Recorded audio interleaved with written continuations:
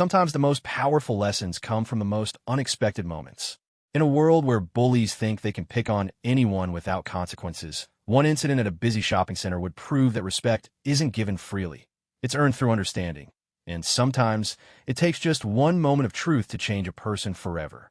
This is the story of Marcus, a disabled veteran who never asked for special treatment, and Jake, a young man who thought being strong meant picking on those he saw as weak.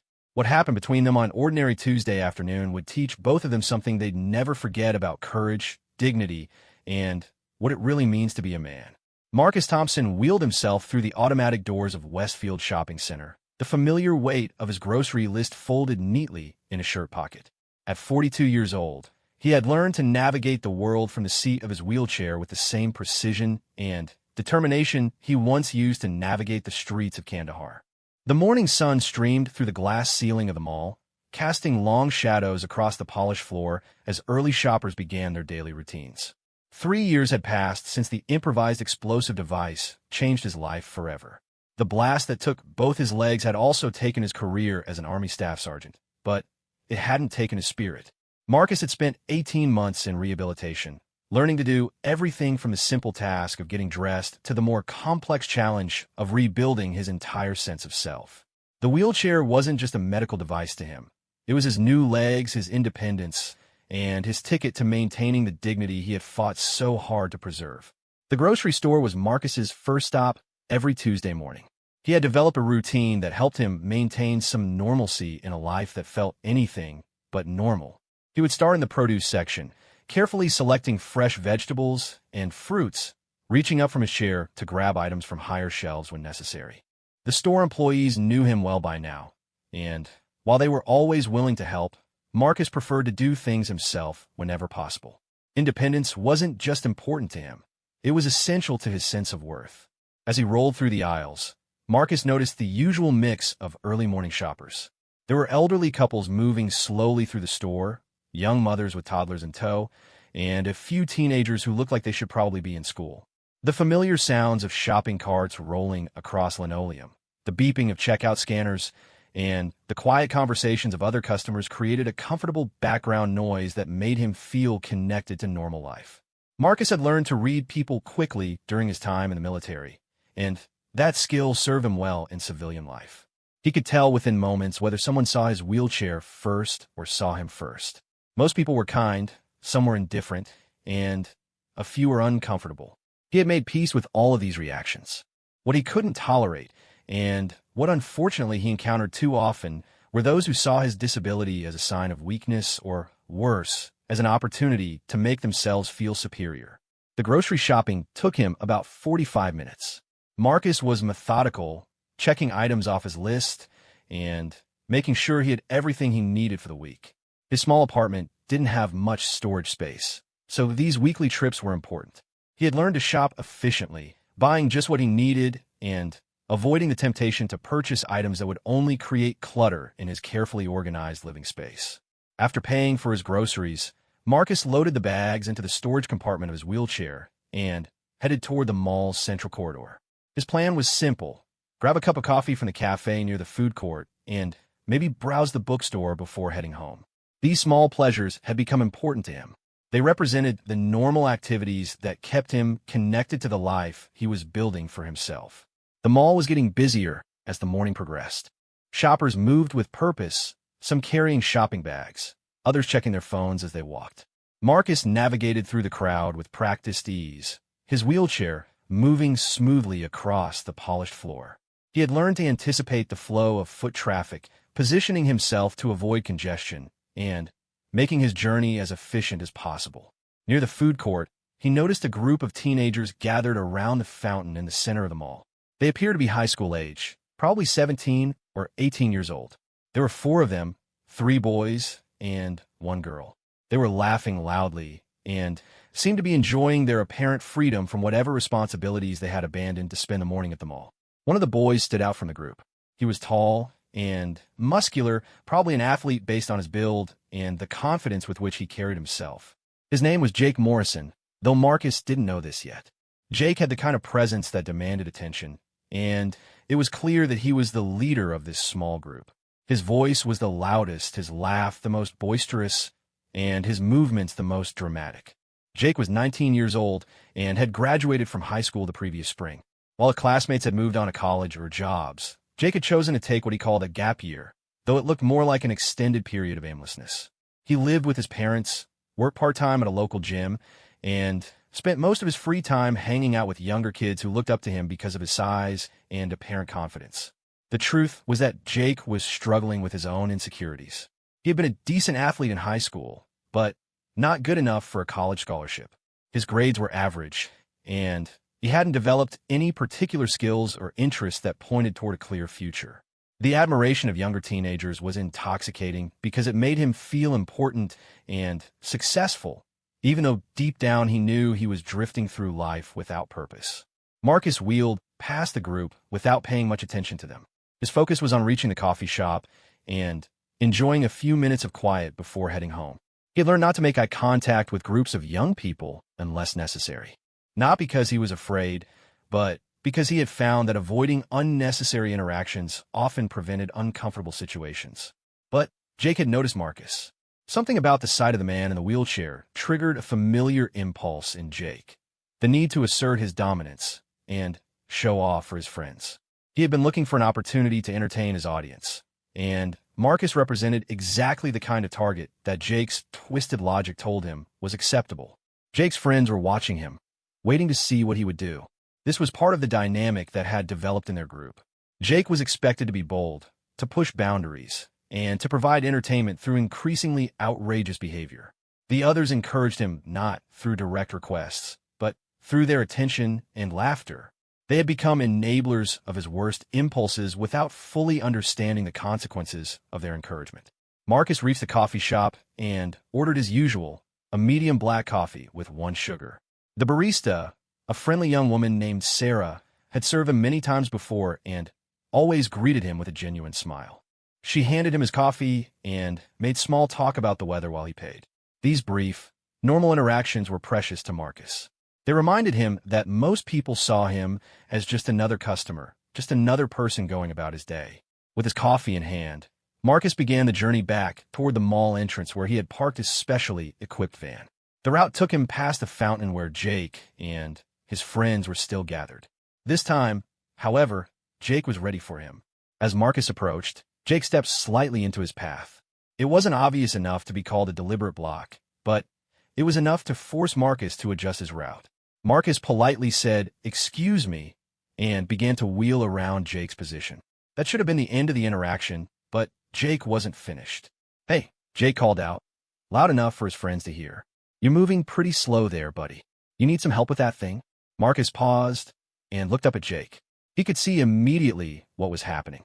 The young man's tone wasn't genuinely helpful. It was mocking, designed to get a reaction and entertain his audience. Marcus had encountered this type of behavior before, and he had learned that the best response was usually no response at all. "I'm fine, thank you," Marcus said calmly, and continued moving toward the exit. But Jake wasn't ready to let him go. The reaction from his friends, a few snickers and expectant looks, encouraged him to push further. This was the moment when Jake's poor judgment and need for attention would lead him to make a decision that would change both of their lives. "Must be tough being stuck in that chair all day," Jake said, following alongside Marcus as he moved. "I bet you wish you could get up and walk around like the rest of us." Marcus stopped moving. He looked up at Jake with eyes that had seen combat, loss, and more pain than most people could imagine. When he spoke, his voice was steady and controlled, but there was an edge to it that hadn't been there before. "Son, you don't know anything about me or what I wish for. I suggest you go back to your friends and find something better to do with your time." The words hit Jake like a challenge. In his mind, this disabled man was talking back to him, showing him disrespect in front of his audience. Jake's face flushed with anger and embarrassment.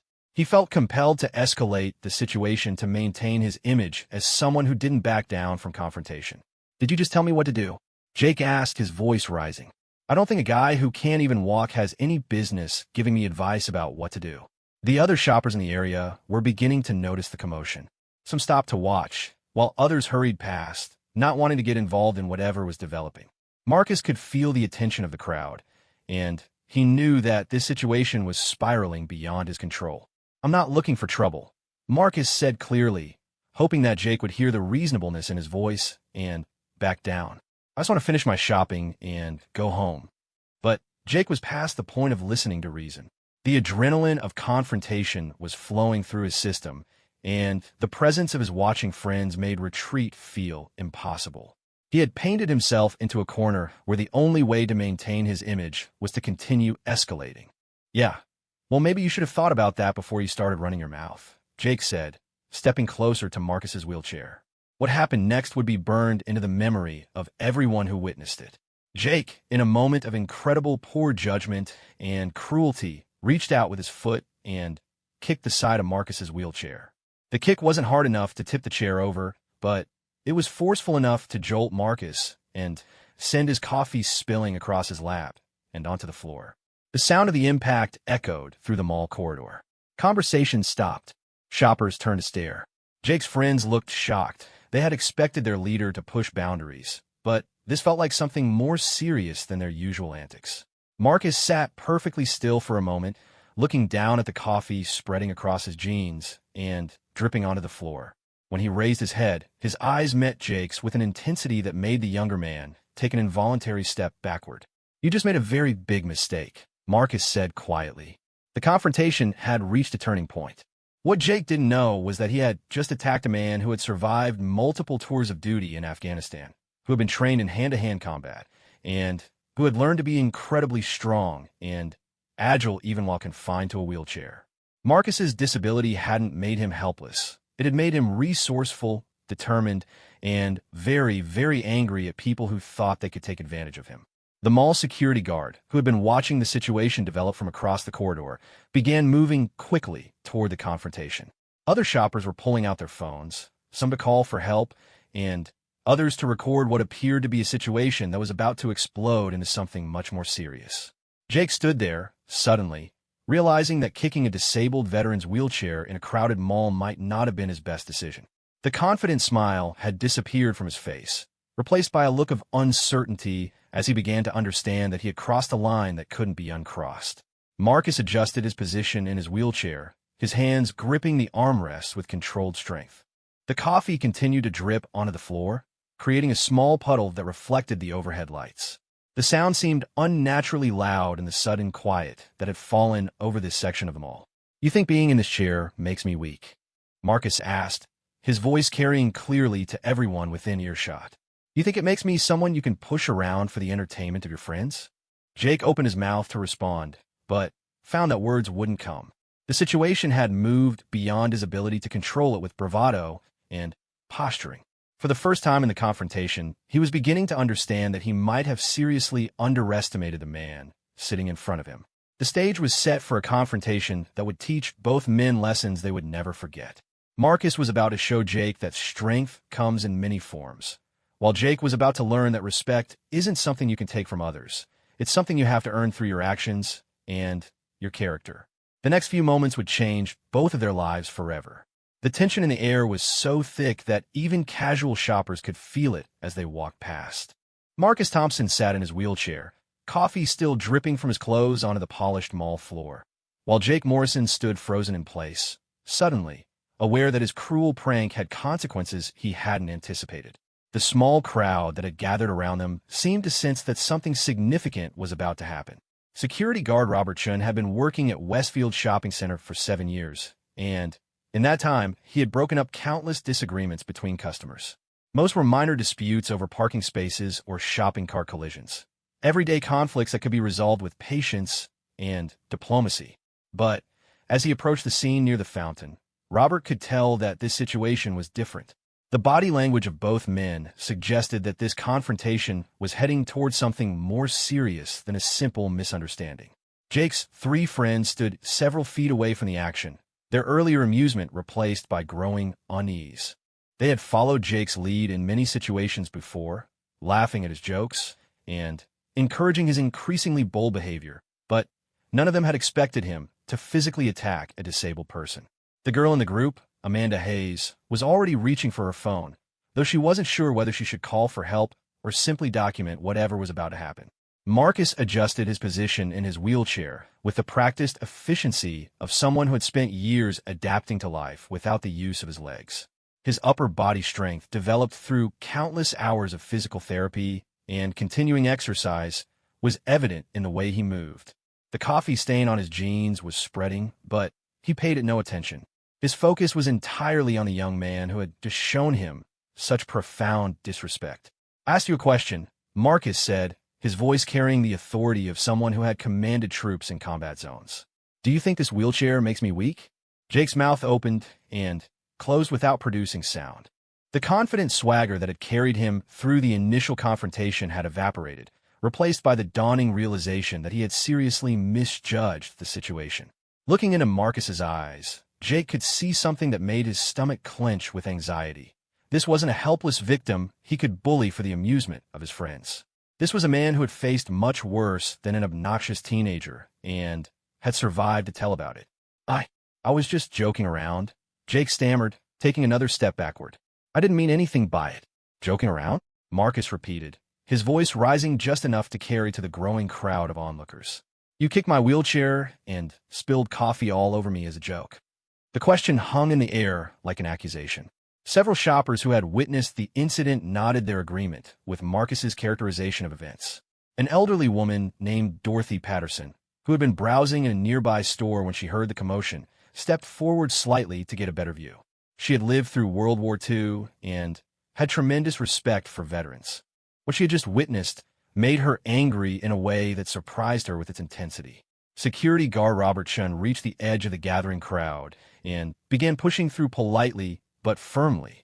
He could see that the situation was deteriorating rapidly and needed to intervene before it escalated beyond his ability to control it. As he moved closer, he could hear the conversation between the two men and quickly understood the basic dynamics of what had occurred.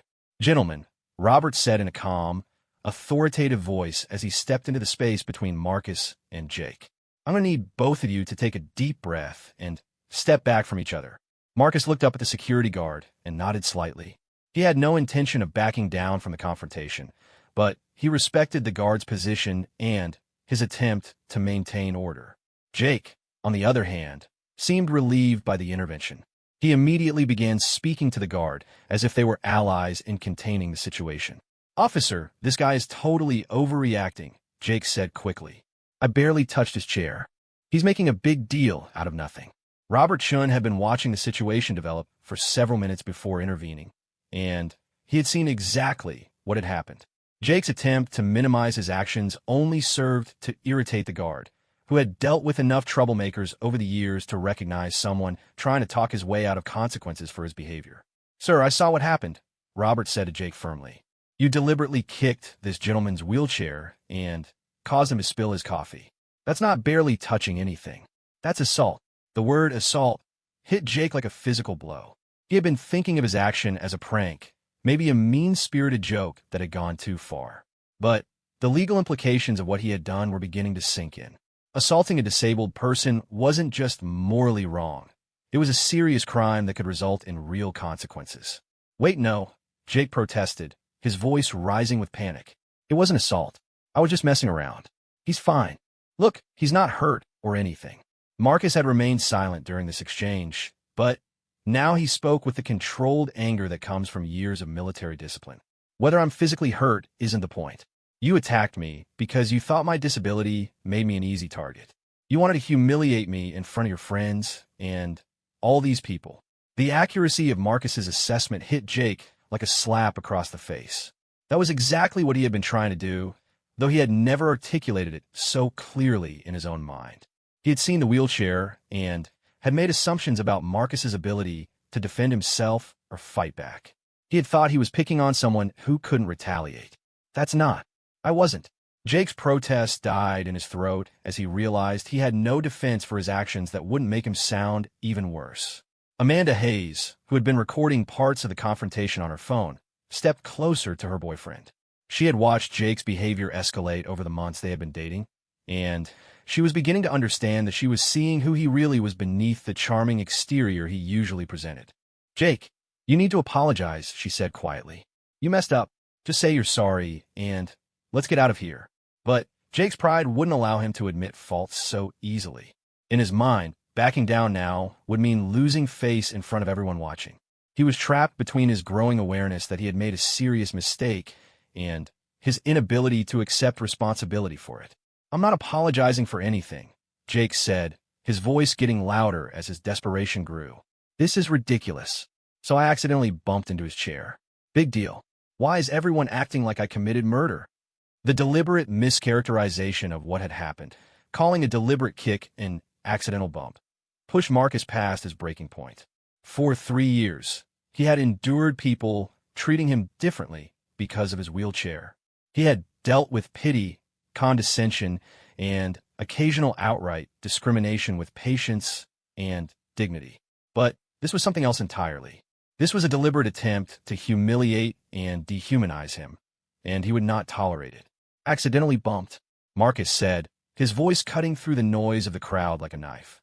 "Son, I've been patient with you because I thought maybe you were just young and stupid.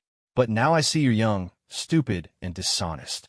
The insult landed with the force Marcus had intended. Jake's face flushed red with anger and embarrassment. Being called stupid and dishonest in front of a crowd of strangers and his girlfriend was more than his ego could handle. "Who are you calling stupid?" Jake shouted, taking a step toward Marcus despite the presence of a security guard. "You're the one who can't even walk." The cruelty of the comment sent a gasp through the crowd. Even Jake's friends looked shocked by the viciousness of his words. Several people in the crowd began voicing their disapproval, with someone calling out, "That's enough," and another person saying, "You should be ashamed of yourself." Dorothy Patterson, the elderly woman who had been watching from nearby, could no longer contain her anger. She stepped forward and pointed a finger at Jake with the authority that comes from 8 decades of life experience. "Young man, you are a disgrace," she said in a voice that carried clearly across the mall corridor. "This gentleman served his country and sacrificed his legs for people like you.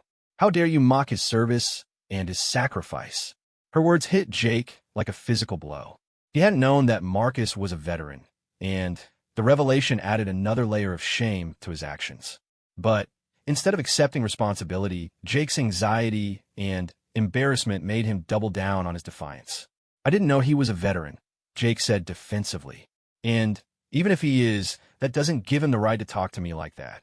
Marcus looked up at Jake with an expression that was part disbelief and part pity. "The right to talk to you like what? With honesty? You attacked me, you lied about it, and now you're angry because people are pointing out that your behavior is unacceptable." Security guard Robert Chun could see that the situation was spiraling completely out of control. He had radioed for backup and knew that mall security and possibly local police would be arriving soon.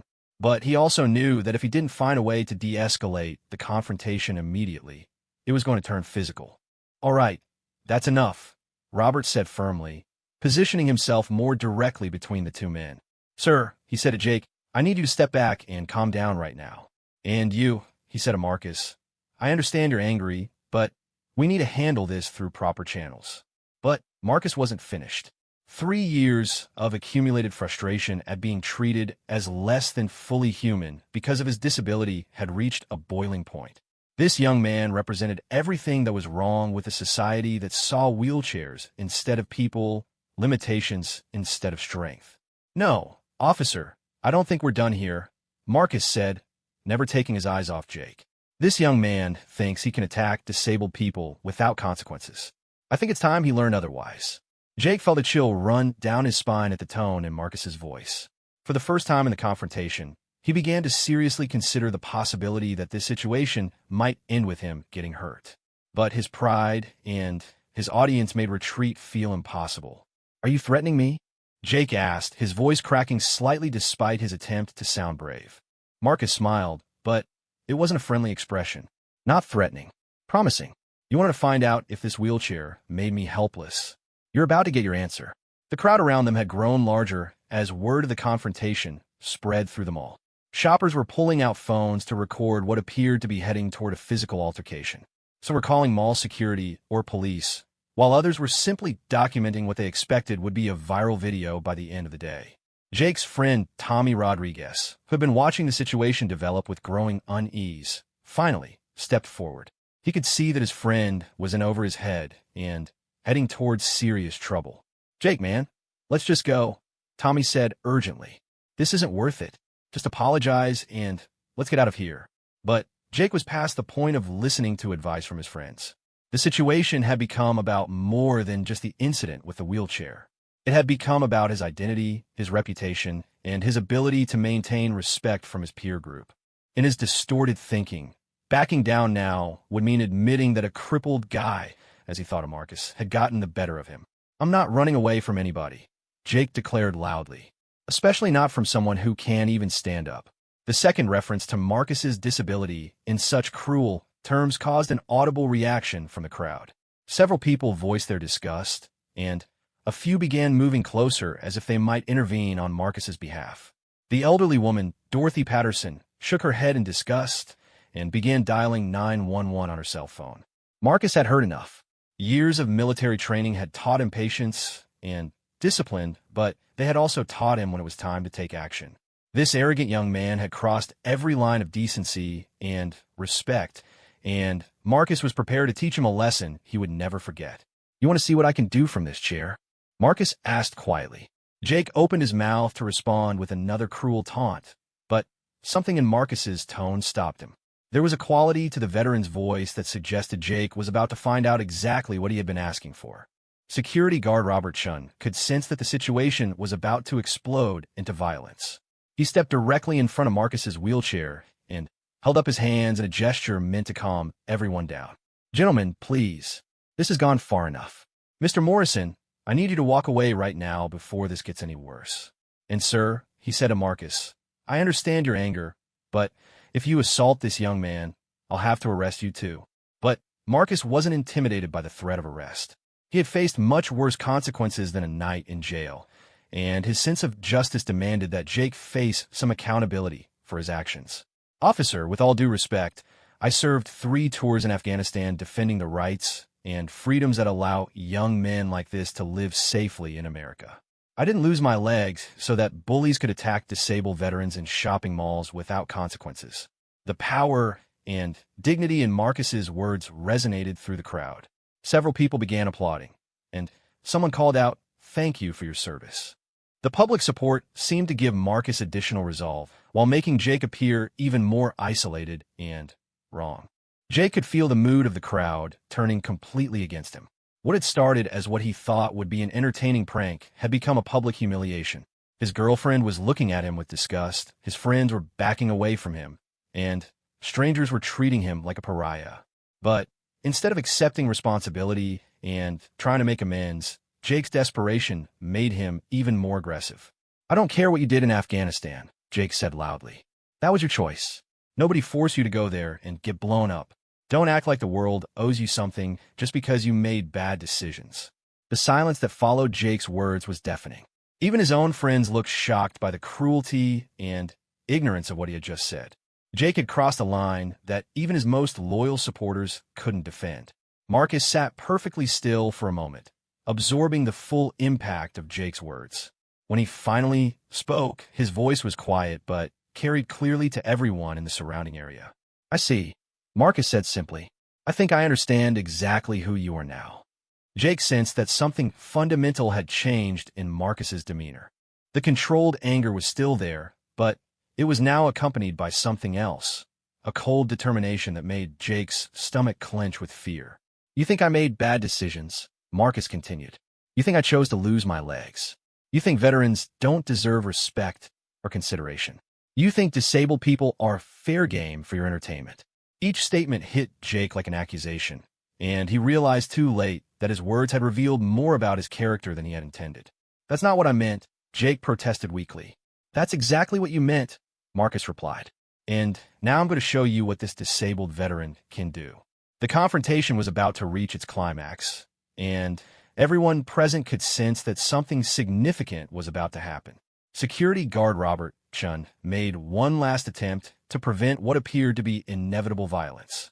"Sir, please don't do anything you'll regret," he said to Marcus. Marcus looked up at the guard with calm certainty. "Officer, the only thing I regret is that it's taken this long for someone to teach this young man about respect." Jake stood frozen in place. Finally, beginning to understand that his cruel behavior was about to have consequences he had never imagined. The wheelchair-bound veteran sitting in front of him was no longer someone he could bully or intimidate. Marcus had become something far more dangerous, a man with nothing left to lose, and the skills to make Jake pay for every cruel word and action. The stage was set for a confrontation that would teach both men lessons they would carry for the rest of their lives. What happened next would be talked about in the community for years to come. Marcus Thompson, sitting in his wheelchair with coffee stains on his jeans and dignity burning in his eyes, reached a decision that would change both his life and Jake Morrison's forever. The crowd of onlookers held their collective breath as they sensed something momentous was about to occur.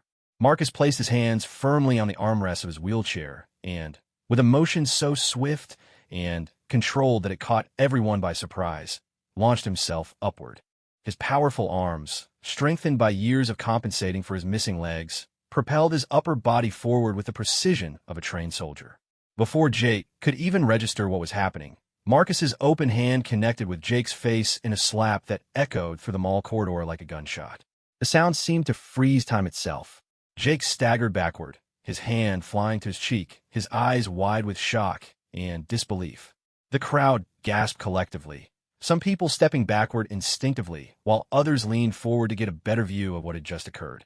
Security guard Robert Chun stood frozen for a moment, processing the fact that the situation had just escalated beyond anything he had encountered in his 7 years on the job. "That," Marcus said calmly, settling back into his wheelchair as if nothing unusual had happened, "is what respect sounds like." Jake stood there with his hand pressed to his reddening cheek, his mind struggling to process what had just happened. In all his 19 years, no one had ever struck him. He had been the one who intimidated others, who used his size and strength to get his way. The idea that someone in a wheelchair could physically dominate him had never entered his consciousness. You hit me," Jake stammered, his voice barely above a whisper. "I slapped you," Marcus corrected. "If I had hit you, you'd be on the ground right now." The distinction was important, and everyone present understood it. Marcus hadn't thrown a punch or attacked Jake with intent to seriously harm him. The slap was calculated, precise, and designed to shock rather than injure. It was the kind of discipline that a father might give to a child who had crossed a line, but coming from a man in a wheelchair, it carried a message that transcended the physical act itself. Amanda Hayes, Jake's girlfriend, stared at her boyfriend with a mixture of shock and something that might have been relief. She had watched Jake's behavior become increasingly aggressive and cruel over the months they had been dating, and she had begun to fear that she was seeing his true character. The fact that he had finally met someone who wouldn't tolerate his bullying behavior gave her a strange sense of satisfaction. "Jake," she said quietly, "I think we should go." But Jake wasn't ready to leave. The slap had shocked him, but it had also triggered something deeper, a rage that came from having his sense of superiority challenged so completely. In his distorted thinking, being slapped by a disabled person was the ultimate humiliation, something that threatened the very foundation of his self-image. "You think you're tough because you sucker-slapped me?" Jake said, his voice rising as his anger overcame his shock. "I could destroy you if I wanted to." The threat hung in the air like a challenge. Marcus looked up at Jake with the same calm expression he had maintained throughout the entire confrontation. Years of combat experience had taught him to read people in moments of crisis, and he could see that Jake was operating from a place of wounded pride rather than genuine courage. "Go ahead," Marcus said simply. "Show everyone here what kind of man you really are. Attack a disabled veteran in a crowded mall because he hurt your feelings." The invitation was both a dare and a trap. If Jake accepted the challenge and attacked Marcus, he would be confirming everything that people already believed about his character. If he backed down, he would be admitting that his threats were empty. Either way, Marcus had positioned Jake in a lose-lose situation. Security guard Robert Chun finally found his voice and stepped between the two men again. "All right, that's enough from both of you. Mr. Morrison, if you make any kind of physical move toward this gentleman, I will have you arrested for assault. And sir," he said to Marcus, "you've made your point. Let's not make this situation any worse than it already is." But the damage was already done. The slap had changed the fundamental dynamic of the confrontation. Jake was no longer the aggressor intimidating a helpless victim. He was now a young man who had been publicly humiliated by someone he had tried to bully, and Everyone present could see the difference. Dorothy Patterson, the elderly woman who had been watching the confrontation develop, stepped forward again. Her voice carried the authority of someone who had lived through decades of social change and understood the significance of what she had just witnessed. "Young man," she said to Jake, "you got exactly what you deserved. This gentleman served his country and lost his legs defending the freedoms you take for granted every day. The fact that you would mock his sacrifice and attack him because of his disability shows exactly what kind of person you are." Her words carried weight with the crowd, many of whom nodded in agreement. Jake could feel the public opinion solidifying against him, and his desperation grew correspondingly stronger. "He assaulted me," Jake protested to the security guard. "You saw it. He attacked me. I want him arrested." Robertson looked at Jake with an expression that mixed professional neutrality with personal disgust. "Sir, from what I observed, you initiated the confrontation by kicking this gentleman's wheelchair and causing him to spill his coffee. You then made multiple insulting comments about his disability and his military service. His response was disproportionate to your actions, but given the circumstances, I think most people would understand his reaction." The security guard assessment was both fair and damning. Jake realized that even the authority figure who was supposed to maintain order wasn't going to support his version of events. The crowd around them was clearly sympathetic to Marcus, and Jake's own friends were backing away from him as if they didn't want to be associated with his behavior. Tommy Rodriguez, Jake's longtime friend, grabbed him by the arm and tried to pull him away from the confrontation. "Dude, let's just go. This is over. You're making it worse by staying here." But Jake jerked his arm free and turned his attention back to Marcus. The veteran sat calmly in his wheelchair, watching Jake's emotional deterioration with the detached interest of someone observing a natural phenomenon. The contrast between Marcus's controlled dignity and Jake's barely contained panic was stark and obvious to everyone present. "This isn't over," Jake said, his voice shaking with a mixture of anger and humiliation. Marcus tilted his head slightly, as if considering Jake's words. "Actually, it is over. You just don't realize it yet." The finality in Marcus's tone seemed to deflate some of Jake's bluster. For the first time in the confrontation, Jake looked uncertain about his next move. The slap had been shocking enough, but Marcus's calm confidence suggested that the veteran was prepared for whatever Jake might try next. Amanda Hayes made the decision that she should have made months earlier. She looked at Jake with disgust and disappointment, then turned to address Marcus directly. "Sir, I want to apologize for his behavior. What he did was wrong, and what he said about your service was disgusting. You have my deepest respect and gratitude for what you sacrificed for our country." Her words hit Jake like another slap. Having his own girlfriend publicly side against him in front of a crowd of strangers was perhaps more humiliating than the physical blow he had received from Marcus. "Amanda, what are you doing?" Jake asked desperately. "I'm doing what you should have done 20 minutes ago," she replied. "I'm showing some decency and respect." She turned back to Marcus and extended her hand. "Thank you for your service, sir." Marcus reached up from his wheelchair and shook her hand gravely. "Thank you, miss. Your boyfriend is lucky to have someone with your character. I hope he learns to appreciate that." The exchange was witnessed by the entire crowd, and several people began applauding Amanda's show of respect for Marcus. The sound of applause in the mall corridor created a surreal atmosphere, as if the confrontation had become a performance with clear heroes and villains. Jake stood in the middle of it all, isolated and humiliated, finally beginning to understand the full consequences of his actions. His girlfriend was leaving him, his friends were distancing themselves from him, and a crowd of strangers was treating him like a pariah.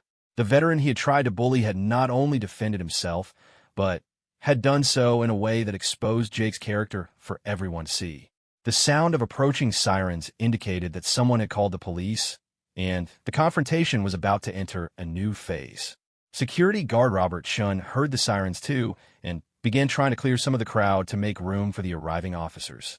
"All right, people, give us some space here. The police are going to need to take statements from witnesses." The mention of police seemed to snap Jake out of his emotional spiral. The reality of potential legal consequences finally penetrated his anger and humiliation. Assaulting a disabled person, especially a veteran, was not just morally wrong. It was a serious crime that could result in jail time and a permanent criminal record. I don't want to press charges, Jake said suddenly, looking at Marcus with something that might have been desperation. Can we just call this even and walk away? Marcus studied Jake's face for a long moment before responding. The young man's earlier arrogance had been completely replaced by fear and anxiety. The reality of consequences was finally sinking in, and Marcus could see that Jake was beginning to understand the seriousness of the situation. Even Marcus repeated, "You think attacking a disabled veteran and then threatening him afterward is something we can call even?" I made a mistake," Jake admitted, his voice barely audible. "I am sorry. I didn't mean for things to go this far." It was the first time Jake had acknowledged any responsibility for his actions, but Marcus wasn't impressed by the apology. Years of dealing with people who saw his wheelchair before they saw him had given him a good sense for distinguishing between genuine remorse and damage control. "You're not sorry for what you did," Marcus said calmly. "You're sorry that there are consequences for what you did. There's a difference." The accuracy of Marcus's assessment was evident to everyone watching.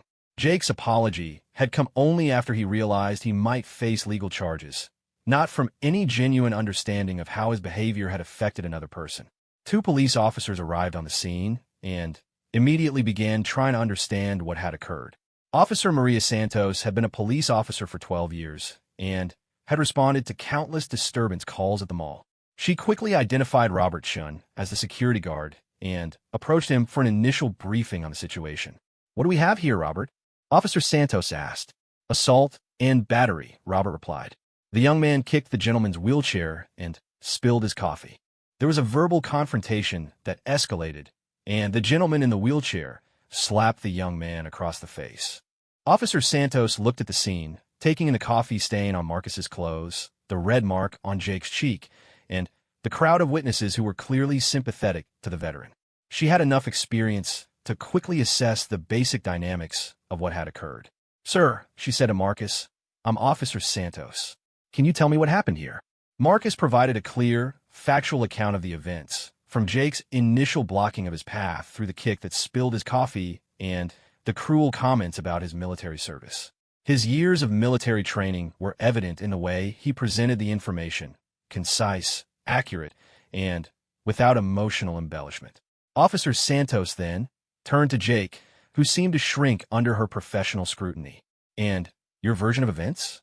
Jake's account was rambling and defensive, full of minimizations and excuses. He claimed the kick was accidental, that his comments weren't meant to be cruel, and that Marcus had overreacted to what was just a misunderstanding.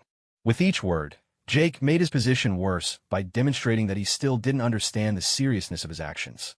"So let me make sure I understand," Officer Santos said when Jake finished his explanation. "You accidentally kicked this gentleman's wheelchair, accidentally caused him to spill his coffee, accidentally made comments about his disability and military service, and then accidentally threatened him when he objected to your behavior?" The sarcasm in her voice was unmistakable, and Jake realized that his story wasn't fooling anyone. "It wasn't like that," he protested weakly. "We have multiple witnesses who say it was exactly like that," Officer Santos replied. She turned to the crowd and began asking for people who had seen the incident to step forward and provide statements. Dorothy Patterson was the first to approach the officer. As an elderly woman who commanded respect in the community, her testimony would carry significant weight in any legal proceedings. "Officer, I saw the whole thing," Dorothy said firmly. "That young man deliberately kicked this veteran's wheelchair and then made the most cruel comments about his disability and his service to our country. He got exactly what he deserved, and frankly, he's lucky that's all that happened to him." Other witnesses came forward with similar accounts, each one confirming Marcus's version of events and contradicting Jake's claims that his actions had been accidental or misunderstood. Amanda Hayes, despite her personal relationship with Jake, also provided a statement that supported Marcus's account. As the police took statements from witnesses, Jake found himself increasingly isolated.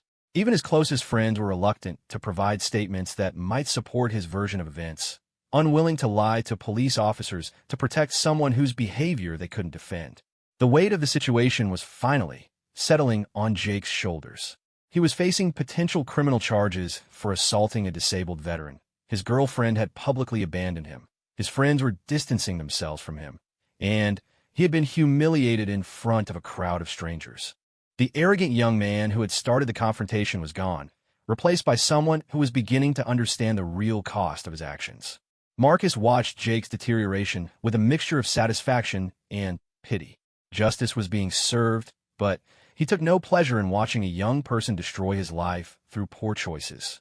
As a veteran who had seen the consequences of violence and conflict, Marcus understood that real victory came not from defeating enemies, but from preventing unnecessary conflicts altogether.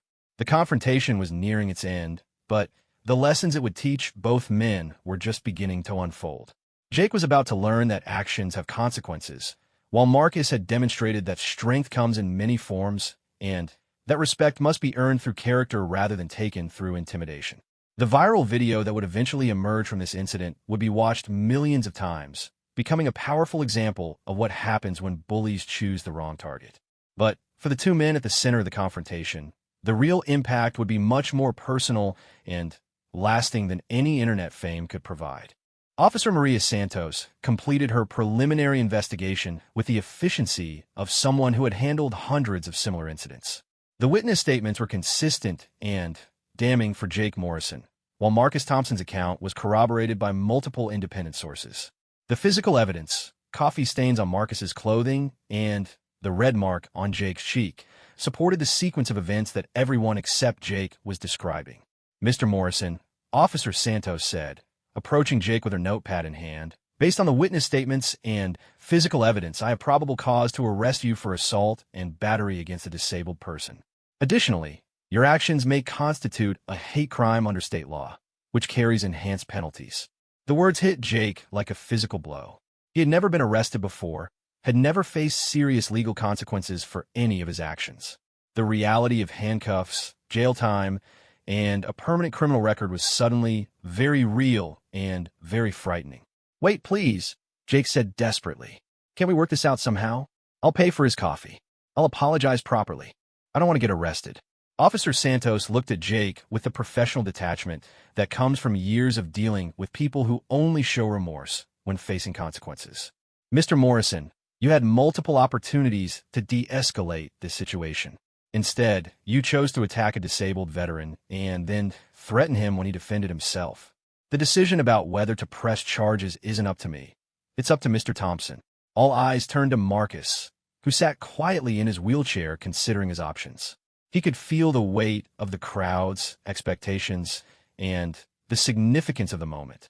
His decision would not only affect Jake's immediate future, but would also send a message about how society should respond to the kind of behavior Jake had displayed. Marcus looked at Jake for a long moment, studying the young man's face. The arrogance and cruelty that had been there earlier were gone, replaced by fear and what might have been the beginning of genuine understanding. Marcus had seen this transformation before, in young soldiers who had made serious mistakes and suddenly realized the gravity of their actions. "Officer Santos," Marcus said finally, "I need to understand something. If I don't press charges, what happens to him?" "Nothing," the officer replied honestly. "He walks away from this with no legal consequences. The only record of this incident would be in my report, which would be filed as a disturbance call rather than a criminal complaint." Marcus nodded thoughtfully. He understood the implications of both choices. Pressing charges would ensure that Jake faced legal accountability for his actions, but it would also mean that the young man would carry the burden of a criminal record for the rest of his life. Not pressing charges would mean that Jake escaped official punishment, but it might also mean that he didn't learn the lesson he needed to learn. Jake stood waiting for Marcus's decision, his face pale with anxiety. For the first time in the entire confrontation, he was completely powerless to influence the outcome. His fate was entirely in the hands of the man he had tried to bully and humiliate. "Jake," Marcus said, addressing him directly for the first time using his name. "Look at me." Jake reluctantly made eye contact with Marcus, something he had been avoiding throughout most of the confrontation. "Do you understand what you did wrong here?" Marcus asked. Jake opened his mouth to respond with another excuse or minimization, but something in Marcus's tone stopped him. The veteran's voice carried a weight of authority and experience that demanded honesty rather than defensiveness. I kicked your wheelchair," Jake said quietly. "That's what you did," Marcus replied. "I asked if you understand what you did wrong." Jake stood there struggling with the question. In his mind, he had made a mistake, had taken a joke too far, had maybe been insensitive. But Marcus was asking for something deeper, an understanding of the fundamental principles he had violated. Amanda Hayes, who had been watching the exchange with growing respect for Marcus's handling of the situation, stepped forward. Jake, you attacked someone because you thought their disability made them vulnerable. You mocked a veteran's service to our country. You tried to humiliate someone for your own entertainment. Her words hit Jake harder than Marcus's slap had. Hearing his actions described so clearly by someone who knew him well forced him to confront the reality of what he had done. The careful justifications and rationalizations he had been constructing in his mind crumbled under the weight of honest assessment. I didn't think about it like that, Jake said, his voice barely audible. That's the problem, Marcus replied. You didn't think about me as a person at all. You saw a wheelchair and made assumptions about who I was and what I could do. You decided I was fair game for your entertainment because you thought I couldn't fight back. The accuracy of Marcus's assessment was undeniable, and Jake found himself unable to argue with it. That was exactly what he had been thinking, though he had never articulated it so clearly even to himself. Dorothy Patterson, who had been listening to the exchange with the attention of someone who understood its significance, stepped forward again.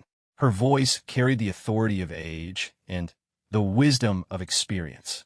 Young man, I've lived for 81 years, and I've seen how people treat those they perceive as different or vulnerable.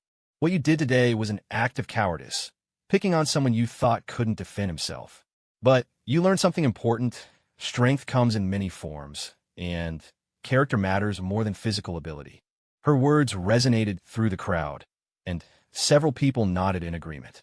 Jake could feel the weight of collective judgment, but for the first time, it wasn't entirely hostile. Dorothy's words carried a lesson rather than just condemnation. Marcus had been watching Jake's face throughout this exchange, and he could see that something was changing in the young man's expression. The defensive anger was fading, replaced by what looked like genuine shame and perhaps the beginning of understanding. Jake, Marcus said, I'm going to give you a choice. I can press charges, and you'll face the legal consequences for what you did. Or you can prove to me that you've learned something from this experience. Jake looked up hopefully. What do you mean? I mean that if I don't press charges, you're going to do something for me. Something that will help you understand what it really means to serve others and to show respect for people who are different from you. The offer caught Jake off guard. He had expected either forgiveness or punishment, but Marcus was proposing something else entirely, an opportunity to earn redemption through action rather than simply escaping consequences. What would I have to do? Jake asked cautiously. Marcus smiled slightly, the first genuinely warm expression he had shown since the confrontation began. You're going to volunteer at the Veterans Administration Hospital for the next 6 months. You're going to spend your weekends helping disabled veterans with their daily activities, and you're going to learn what real sacrifice and real strength look like. The proposal was both generous and challenging. Jake would avoid criminal charges, but he would also have to confront the reality of disability and veteran issues firsthand. It was a form of restorative justice that would potentially benefit both Jake and the veterans he would serve. Officer Santos looked impressed by Marcus's proposal. In her 12 years as a police officer, she had rarely seen such a constructive approach to dealing with criminal behavior. Most victims simply wanted punishment for their attackers, but Marcus was offering something that might actually prevent future incidents. That's very generous, Jake said uncertainly. But what if I don't do it? What if I agree and then don't follow through? Marcus's expression hardened slightly. Then I press charges for the original assault, and you face the legal consequences with the added burden of having violated an agreement. Trust me, breaking a promise to me would be a very bad decision. The threat was delivered calmly, but carried unmistakable authority. Jake understood that Marcus was offering him a genuine opportunity for redemption, but it came with real accountability and expectations. I'll do it, Jake said quickly. I'll volunteer at the VA hospital. I'll do whatever you want me to do. It's not about what I want you to do, Marcus corrected. It's about what you need to do to become the kind of person who doesn't attack disabled veterans for entertainment. Amanda Hayes watched this exchange with growing amazement. She had expected the confrontation to end with Jake either arrested or simply walking away unchanged. Instead, she was witnessing something that looked like an opportunity for real growth and redemption. Marcus, she said, addressing the veteran directly. Can I ask you something? Marcus nodded for her to continue. Why are you giving him this chance? After what he did to you, after the things he said, why aren't you just pressing charges? Marcus considered the question carefully before responding. Because I've seen what happens when young people make serious mistakes without having the chance to learn from them. Some people need to be punished to understand consequences. But some people need to be given the opportunity to do better. Looking at Jake now, I think he might be the second type. The wisdom in Marcus's response impressed everyone present, including Officer Santos, who had rarely seen such mature judgment from crime victims. Marcus was thinking beyond his own desire for justice to consider what would actually benefit both Jake and society in the long term. However, Marcus continued, addressing Jake directly, this isn't just about volunteering at the hospital. You're also going to write a letter of apology, not to me, but to every veteran you meet during your volunteer work. You're going to listen to their stories and understand what sacrifice really means. And you're going to think seriously about the kind of person you want to be going forward. Jake nodded eagerly, grateful for the opportunity to avoid criminal charges, but also beginning to understand that Marcus was offering him something more valuable than just escape from punishment. He was offering a chance to become a better person. Understand, Jake said. I'll do everything you've asked. I promise. Marcus studied Jake's face for a moment longer, then looked up at Officer Santos. Officer, I've decided not to press charges, provided Mr. Morrison follows through on his commitment to volunteer service. Officer Santos made a note in her report and then addressed both men. Mr. Thompson, that's your decision to make, and I respect it. Mr. Morrison, you should understand that you're getting a second chance that many people don't receive. I suggest you make the most of it. The crowd that had gathered around the confrontation began to disperse as word spread that the situation was being resolved without arrests. Many people approached Marcus to thank him for his service and to express their admiration for how he had handled the situation. Several veterans in the crowd identified themselves and offered their support if he needed anything. Dorothy Patterson approached Marcus before leaving and shook his hand warmly. Young man, you handled that beautifully. You turned what could have been just another ugly incident into a teaching moment. That takes wisdom and character. Thank you, ma'am, Marcus replied. I just hope he learns from it. As the crowd dispersed and the police officers completed their paperwork, Jake found himself alone with Amanda, his friends having left during the confrontation. The silence between them was uncomfortable, filled with everything that had been revealed about Jake's character over the past hour. Amanda, Jake began, I know you're probably disgusted with me right now, but I am disgusted, she interrupted. But I'm also proud of you for accepting Marcus's offer instead of trying to find another way out of this. Jake looked surprised by her response. So you're not breaking up with me? Amanda considered the question carefully before responding. Jake, I've been watching you become someone I didn't recognize over the past few months. You've been cruel to people, aggressive in situations that didn't call for it, and dismissive of anyone you saw as weak or different. Today was just the worst example of behavior I've been seeing for a while. Jake felt his heart sinking as he realized that his behavior toward Marcus wasn't an isolated incident, but part of a pattern that Amanda had been observing and worrying about. But Amanda continued, if you really follow through on this commitment to volunteer at the VA hospital, if you really use this as an opportunity to grow and become a better person, then maybe there's hope for us. It was both a lifeline and a challenge. Amanda was offering to stay with him, but only if he proved that he was capable of real change rather than just surface-level modifications to avoid consequences. Marcus overheard part of their conversation as he prepared to leave them all. He rolled his wheelchair over to where they were standing and addressed Amanda directly. Miss, can I give you some advice? Amanda nodded respectfully. Don't stay with him because you hope he'll change. Stay with him only if you see him actually changing. Hope isn't enough. You deserve someone who treats all people with dignity and respect, not just the people he can intimidate. The advice was both wise and challenging. Marcus was essentially telling Amanda to hold Jake to a higher standard and to judge him by his actions rather than his promises. Thank you, Amanda said. I'll remember that. Marcus then turned to Jake one final time. Remember, this isn't about doing me a favor or earning your way out of trouble. This is about becoming the kind of person who makes the world a little better instead of a little worse. The veterans you'll be working with have given up pieces of their lives for this country. The least you can do is learn from their example. Jake nodded solemnly. I will. I promise I will. Marcus extended his hand to Jake, who shook it with a grip that conveyed both gratitude and determination. 6 months, Marcus said. Every weekend. And Jake? Yes, sir. If you break this promise, I won't be as understanding the second time. The warning was delivered with a slight smile, but Jake understood that Marcus was completely serious. This was his one chance to prove that he could learn from his mistakes and become a better person. As Marcus wheeled away toward the mall exit, Jake watched him go with a mixture of respect and amazement. The man he had tried to bully and humiliate had instead given him an opportunity for redemption that he probably didn't deserve. It was a lesson in grace and strength that Jake knew he would never forget. The confrontation was over, but the real work was just beginning. Jake had 6 months to prove that he could honor the trust Marcus had placed in him and become the kind of person who deserved a second chance.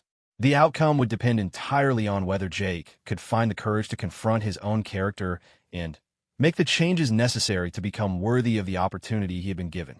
The incident would soon become viral on social media, with videos and witness accounts spreading across the internet.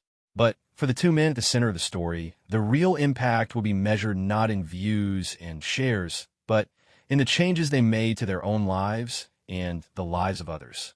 Marcus had reminded everyone present that strength comes in many forms, while Jake was about to learn what it really means to serve others and to show respect for those who have sacrificed for their country.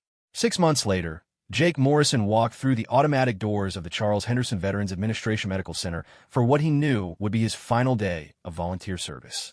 The young man who entered the building bore little resemblance to the arrogant bully who had kicked Marcus Thompson's wheelchair in a shopping mall. His shoulders carried a different kind of weight now, not the swagger of someone trying to intimidate others, but the quiet confidence of someone who had learned what real strength looked like. The transformation hadn't happened overnight. Jake's first day at the VA hospital had been a disaster of awkward interactions and barely concealed discomfort. He had arrived expecting to fulfill his obligation with the minimum effort required, viewing the volunteer work as a punishment to be endured rather than an opportunity to grow. But the veterans he met that first weekend had challenged his assumptions about disability, strength, and what it meant to serve others. His supervisor at the hospital was a woman named Carol Rodriguez, a former Army nurse who had transitioned to civilian health care after serving 3 tours in Iraq. Carol had been briefed about Jake's situation by Marcus Thompson, who had called ahead to explain the circumstances that had led to Jake's volunteer commitment. She had agreed to supervise his work, but she had made it clear that she expected genuine effort rather than half-hearted compliance. Mr. Morrison, Carol had said during their first meeting, I understand you're here because you made some poor choices regarding a disabled veteran. I want you to know that every person you'll be working with in this facility has earned the right to be treated with dignity and respect. If you can't provide that, you shouldn't be here. Her words had stung, but they had also established the standard that Jake would need to meet. Over the following weeks, he had slowly learned to see beyond the wheelchairs, prosthetics, and medical equipment to recognize the individual people who had served their country and were now dealing with the consequences of their service. The first veteran Jake had worked with extensively was a man named David Chun, a former Marine who had lost his right arm to an improvised explosive device in Afghanistan. David was only 3 years older than Jake, but his experiences had given him a maturity and perspective that made Jake feel like a child in comparison. During their first interaction, Jake had been nervous and uncertain, unsure how to help someone with physical limitations he had never encountered before. Relax, kid, David had said with a laugh. I'm missing an arm. Not my sense of humor. Just treat me like a normal person, and we'll get along fine. That simple instruction had been revolutionary for Jake. He had been so focused on David's disability that he had forgotten to see David as a complete person with interests, opinions, and experiences that extended far beyond his injury. Over the weeks that followed, Jake learned that David was studying computer programming, was an avid reader of science fiction novels, and had a dry wit that made even mundane hospital tasks entertaining.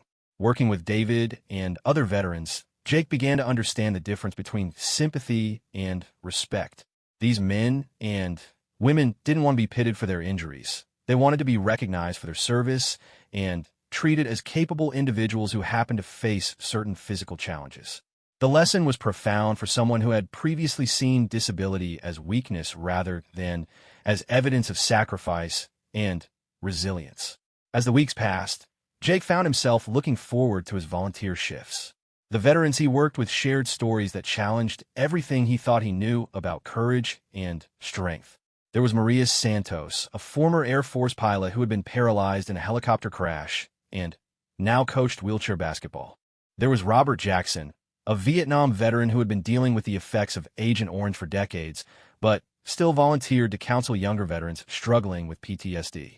Each story taught Jake something new about the nature of sacrifice and service. These weren't people who had been broken by their experiences. They were people who had been changed by them and had found ways to continue contributing to their communities despite the challenges they faced. The contrast with his own previous behavior became increasingly stark and uncomfortable. 3 months into his volunteer commitment, Jake encountered a veteran who would change his perspective even more dramatically. Thomas Williams was a 25-year-old former Army sergeant who had been blinded by an explosive device in Syria.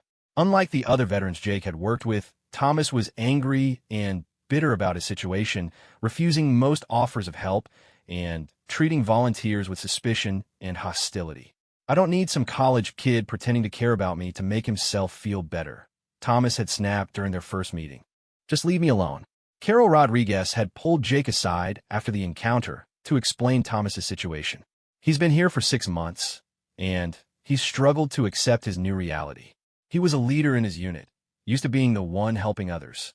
Now he feels helpless and dependent, and he's taking that frustration out on everyone around him."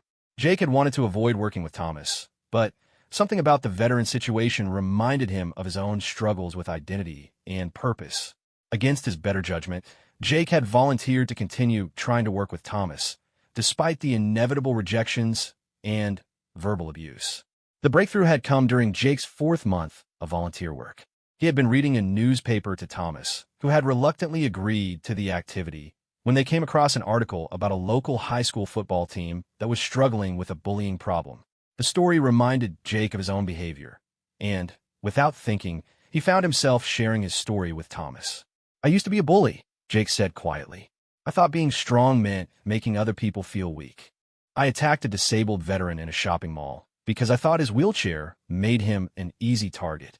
Thomas had listened in silence as Jake described the confrontation with Marcus Thompson and the choice he had been given between criminal charges and volunteer service.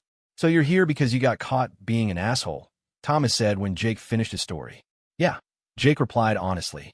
"But I'm also here because that veteran saw something in me that I didn't see in myself. He thought I could learn to be better." The conversation had marked a turning point in Jake's relationship with Thomas and with his own understanding of his volunteer work. Thomas began to tolerate Jake's presence, and eventually they developed a grudging friendship based on their shared struggles with identity and purpose. Working with Thomas taught Jake that strength wasn't about avoiding vulnerability or dependence. It was about facing difficult situations with dignity and finding ways to contribute despite limitations. Thomas might have been blind, but his insights into human nature and his ability to counsel other struggling veterans demonstrated a different kind of vision that Jake had never considered before. As his 6 months of volunteer service neared its end, Jake realized that he didn't want to stop. The work had become more than just an obligation or a way to avoid criminal charges. It had become a source of meaning and purpose that he had never experienced before. The respect and friendship he had earned from the veterans he worked with meant more to him than any admiration he had received from intimidating others. On his final official day of volunteer service, Jake sought out Marcus Thompson, who had visited the hospital several times during Jake's commitment, to check on his progress. Marcus had been pleased with the reports he received from Carol Rodriguez, who had described Jake's transformation as remarkable and genuine. "Marcus," Jake said, approaching the veteran's wheelchair with the respect he had learned to show to all the veterans he encountered. "I wanted to thank you for giving me this opportunity. I know I didn't deserve it." Marcus looked up at Jake and smiled. The young man standing before him bore little resemblance to the arrogant bully he had confronted in the shopping mall. Jake's posture was different, his speech was more thoughtful, and his eyes held a kind of depth that came from genuine experience with human suffering and resilience. "How do you feel about finishing your commitment?" Marcus asked.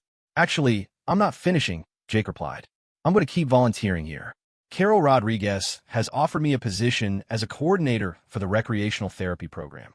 I want to help other young people understand what I learned from working with these veterans. Marcus felt a surge of pride and satisfaction. His decision to offer Jake a chance at redemption rather than simply pressing charges had been vindicated by the young man's genuine transformation.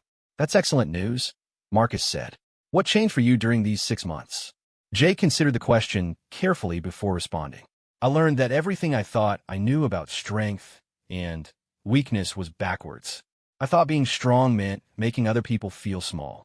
But working with these veterans taught me that real strength means lifting other people up, even when you're facing your own challenges." The insight impressed Marcus, who could see that Jake's understanding wasn't just intellectual, but had been internalized through months of meaningful experience. "And what about your relationship with Amanda?" Marcus asked. "Is she still in your life?" Jake smiled, an expression that transformed his entire face. "She is. She stayed with me through this process, but she also held me accountable for really changing, not just going through the motions. She volunteers here now, too, helping with the Therapy Dogs program." Amanda Hayes appeared as if summoned by their conversation, leading a golden retriever named Buddy, who was particularly popular with the veterans dealing with PTSD. She had indeed stayed with Jake during his transformation, but she had followed Marcus's advice about judging him by his actions rather than his promises. "Marcus," Amanda said warmly, "it's so good to see you. Thank you again for everything you did for Jake." "I didn't do anything except give him a chance to prove who he really was," Marcus replied. "He did all the hard work himself." The three of them talked for a while about Jake's experiences over the past 6 months and his plans for the future. Amanda shared how proud she was of the changes she had witnessed in Jake's character and how their relationship had grown stronger as he had become more empathetic and self-aware.